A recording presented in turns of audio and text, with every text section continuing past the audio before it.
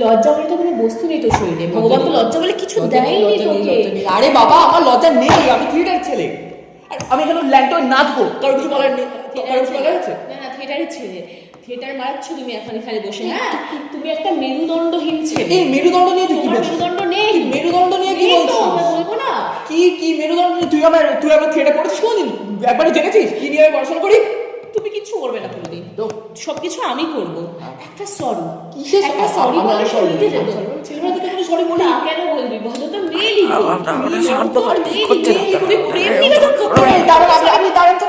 আপনি থাকুন না, আপনি মাঝখানে কেন কথা বলছেন? হ্যাঁ তোর তো মেয়েলি গো, কিসের মেয়ে গো? তোর মেয়েলি গো, তুই মেরুদণ্ডহীন ছেলে, তুই একটা সরি বলতে পারবি না। সরি, আই এম সরি, সব দোষ আমার, মিটে গেল তো, হয়ে গেল তো, এটা সরি বলতে পারবি না তুই, সব দোষ আমার। আরে আমি সরি বলতে পারি, আমি সরি বলতে পারি। না আমি সরি। এই দেখুন আমার বাবাকে কিন্তু বলে দেবেন আমাদের এই ঝগড়াটা কিন্তু চলছে। সরি, আপনি যখন বাবাকে